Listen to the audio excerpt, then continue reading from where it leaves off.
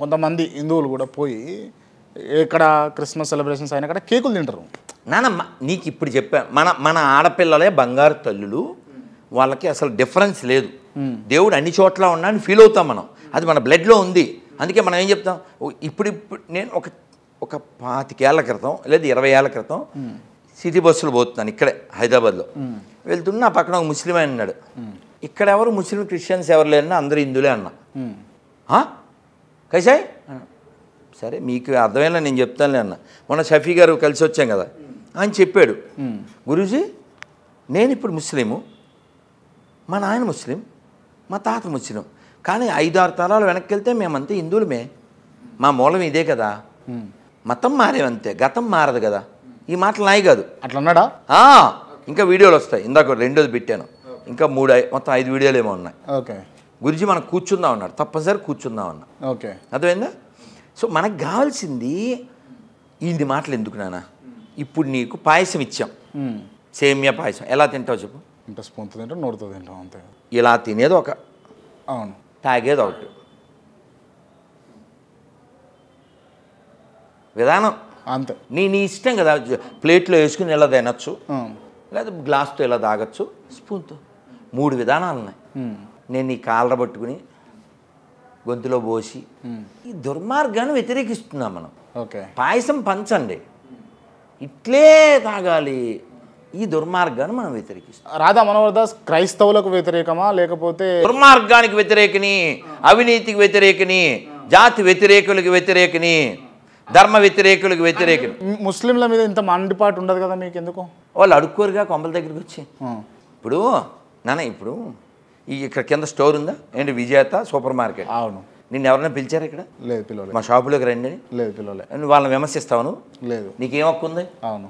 మరి మీ ఇంటి దగ్గరికి వచ్చి మైక్ పెట్టి కూరగాయలు కొనుక్కోండి కేజీ 30 రూపాయలు 60 రూపాయలు అని మరి మైక్ పెట్టి అరిచేస్తే, రేయ్ చందు ఓసారి వెళ్ళాన్ని 4 పీకని మండుద్ది ఆడు మైక్ పెట్టి దొబ్బేస్తుంటే. లేదు ఆడు కొనుక్కోమంటే ఆడు 100 చెప్పాడు, బయట 20 రూపాయలు వస్తూ మనం బేరం ఆడతాం. ఎందుకని?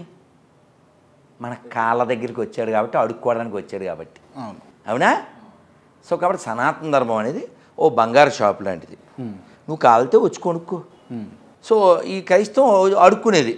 ఇప్పుడు పాస్టర్లు ఉన్నారు, పాస్టర్ల వల్ల నేను లోకానికి ఉపకారం ఒకటి చెప్పు, ఒక ఉపకారం చెప్పు, ఒక ఉపకారం చెప్పు. కొంపల దగ్గరికి వెళ్ళి మతం మార్చేసి దశంభాగాలు. ఇప్పుడు నేను ఉన్నాను యాజ్ ఏ హిందూ, ఇక్కడ ఉన్న అందరు హిందువులతో చెప్పిస్తా, వేల మందితో చెప్పిస్తా, హుండీలో డబ్బులు వేయకండే. ఒక పాస్టర్తో చెప్పించు దశంభాగాలు ఇవ్వక్కర్లేదు అని, వాళ్ళ దేవుడికి శక్తి లేదు, వీళ్ళని పోషించలేడా. ఓ జోక్, నన్ను నిన్న ఒక వీడియో చూశాను. వాడు ఏమంటున్నాడంటే, సార్ ఇలాగ కూలి నాలి చేసి మీకు దశంభాగాలు ఎందుకు ఇస్తే వాళ్ళు ఎలా బతకంటే దేవుడిపై ఆధారపడమని చెప్పండి అన్నాడు. వీడు ఆధారపడచ్చుగా, వీడు ఆధారపడచ్చుగా. మిమ్మల్ని ఇందాక ఒక ప్రశ్న అడిగినా నేను, అంటే ఏమనంటే ఇప్పుడు ఈ ఎవరైతే మొక్కుతున్నారో, ఇప్పుడు వీళ్ళు మొక్కుతున్నారు, ఎవరు క్రైస్తవులు మొక్కుతున్నారు వాళ్ళ దైవాన్ని, హిందువులు వాళ్ళ దైవాన్ని మొక్కుతున్నారు.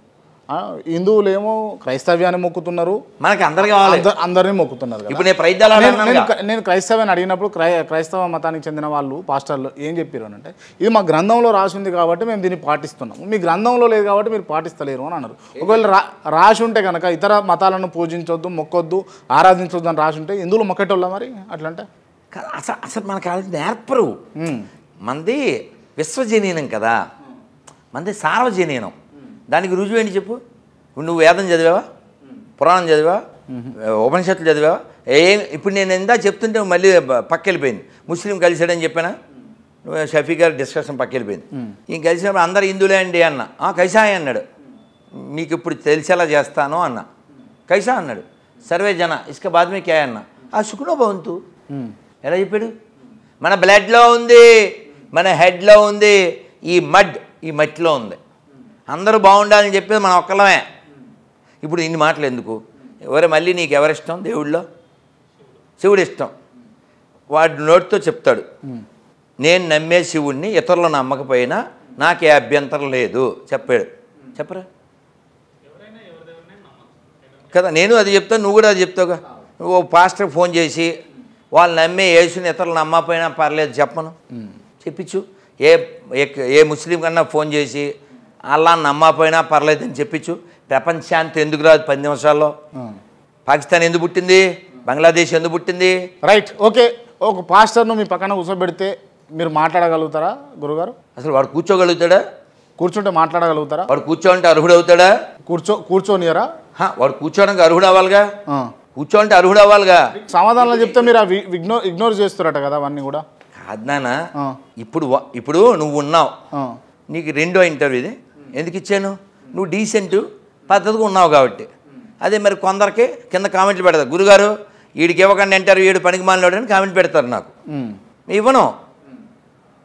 ఎందుకు ఇవ్వను? వాడికి ఎలా అడగాలో తెలదు, ఎలా కూర్చోవాలో తెలదు, ఎలా వినాలో తెలదు. సో నీతో అంతమంది ఇంటర్వ్యూ ఇచ్చాం, బాగుంది, మళ్ళీ టైం కుదిరింది, మళ్ళీ ఇచ్చాం. ఓకే, అలా క్వాలిఫైడ్ అవ్వాలి.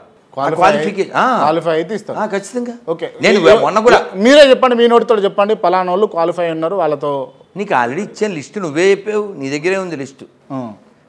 ఎవరు క్వాలిఫైడ్ అవుతారు. మొన్న కూడా వేరే ఎవరో ఛానల్ వాళ్ళతో చెప్పాను, ఎవరైనా క్వాలిఫైడ్ డీసెంట్గా ఉండేవాళ్ళని కూర్చోబెట్టండి, అంతే.